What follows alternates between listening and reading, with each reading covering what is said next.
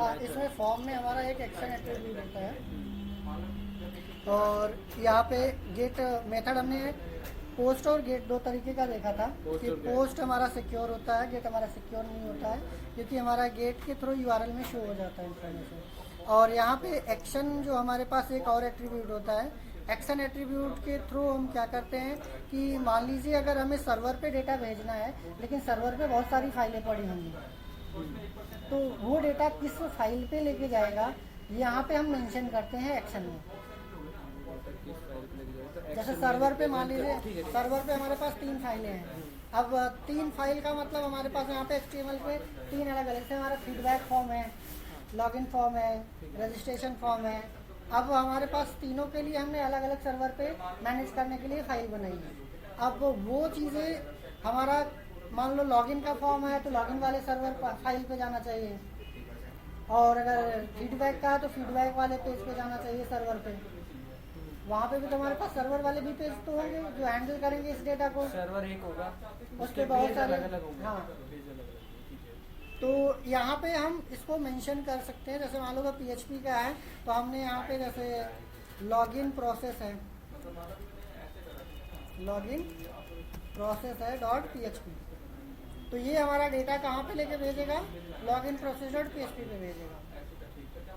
बाकी आप यहाँ पे टेस्टिंग के लिए अभी हमारे पास PHP का पेज नहीं है, तो आप चाहो तो जैसे इसमें एक और फाइल अगर मैं बना लूँ, यहाँ पे एक नई फाइल यहाँ पे क्रिएट कर लिया action.html, ठीक है, या फिर टेस्ट action.html, तो हम यहाँ से भी बना सकते हैं। इसमें हमने HTML के कुछ एक कोड हमने लिख दिया हेडिंग करके,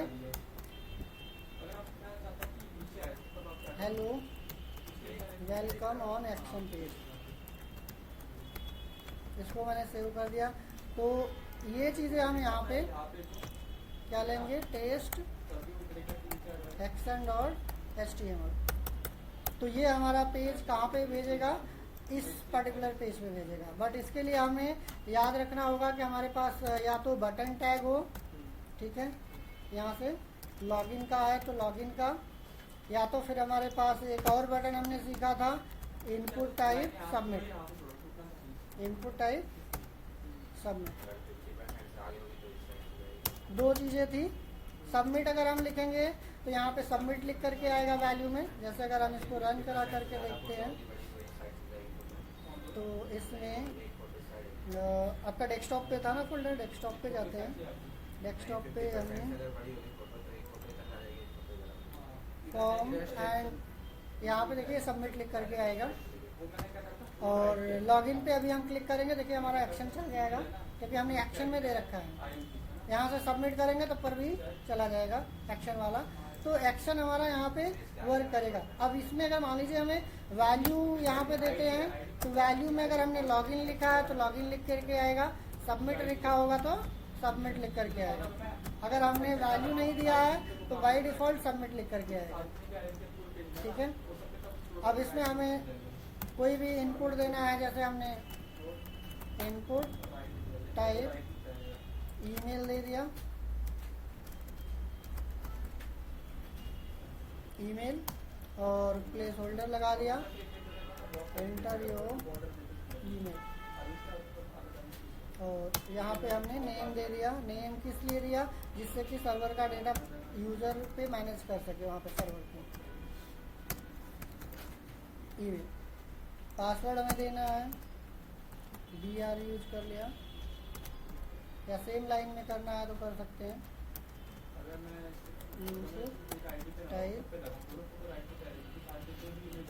और यहाँ पे हमने पासवर्ड दे दिया, प्लेस होल्डर में दे दिया, प्लेस होल्डर हम इसलिए यूज करेंगे पासवर्ड यूजर एंड के लिए।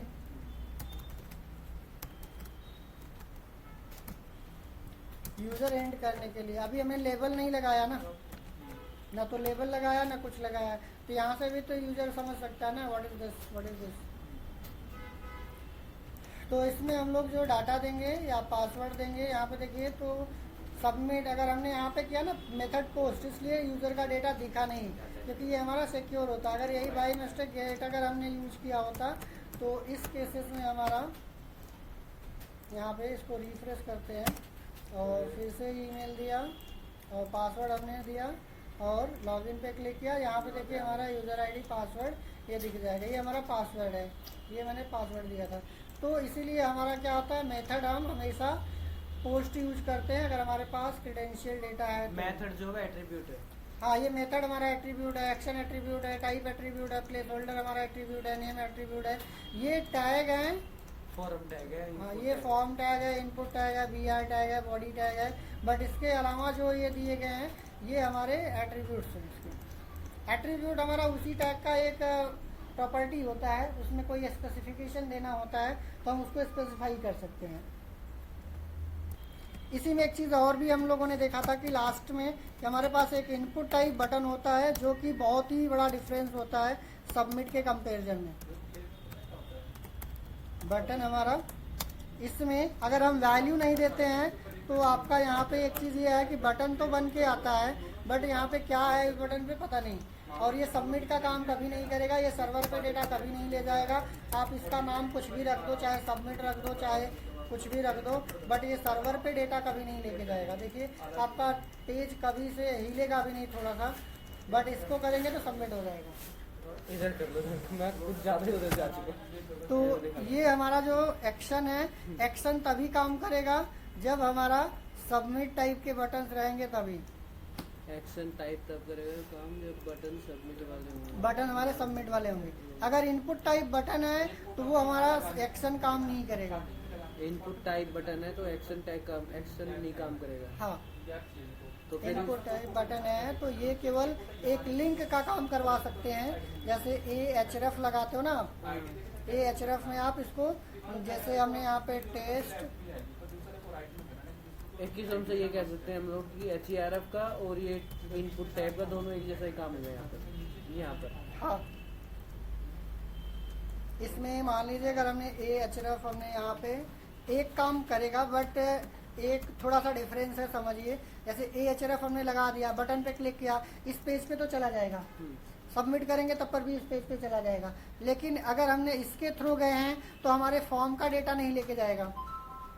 अगर हमने एंकर टैग के थ्रू अगर हमने बटन का यूज करके अगर हम जाते हैं नेक्स्ट वाले पेज पे तो ये हमारा डेटा लेके नहीं जाएगा। जैसे यहाँ पे आप देखो, आपने रिफ्रेश मारा यहाँ से, उस वाले में डाटा लेके हाँ, जाएगा, इनपुट टैग में डाटा लेके जाएगा। हाँ, इसमें हमने डेटा दे दिया, एक्शन पे किया या तो गया, बट यहाँ पे कोई डेटा लेके आया नहीं लेके आया, तो ये एक नॉर्मल लिंक की तरह काम करेगा। लेकिन अगर हमने यहाँ पे कुछ ऐसा करके हमने एक्शन किया तो ये हमारा डेटा लेकर के आएगा।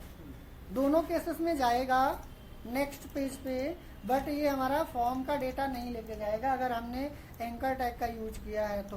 अगर डेटा लेके जाना है तो इसमें हमें पर्टिकुलर डेटा ले जाने के लिए क्वेश्चन मार्क देना पड़ता है।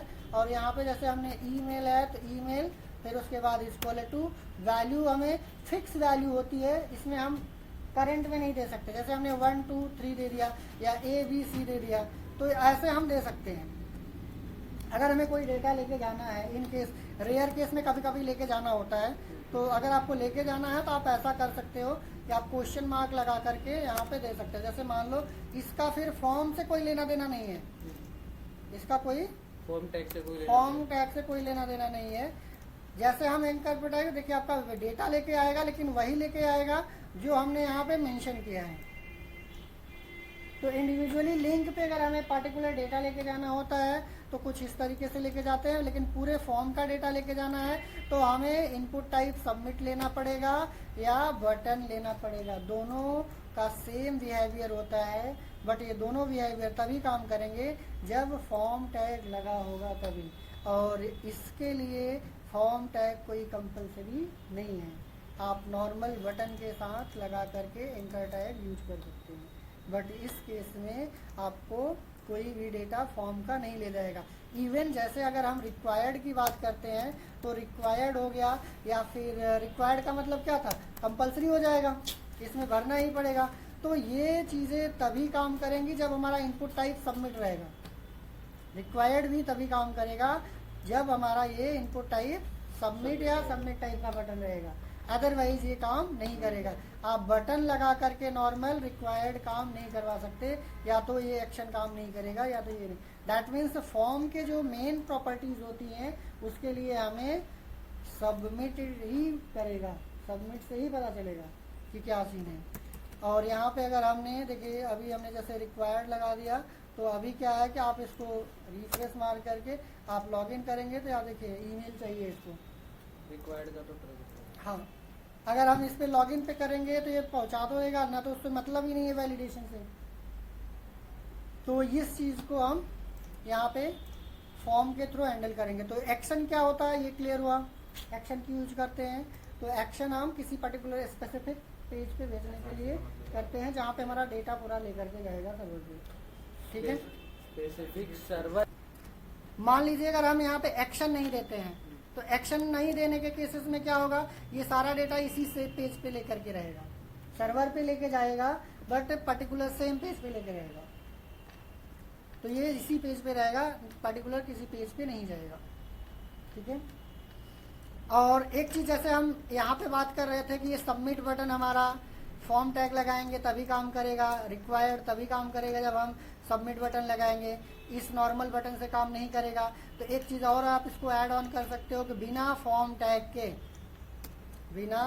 टैग के आपका सबमिट बटन भी नहीं काम करेगा, मतलब जुगलबंदी होनी चाहिए। फॉर्म टैग भी होना चाहिए और सबमिट बटन भी होना चाहिए, तभी रिक्वायर्ड भी काम करेगा, अदरवाइज आपका रिक्वायर्ड भी काम नहीं करेगा।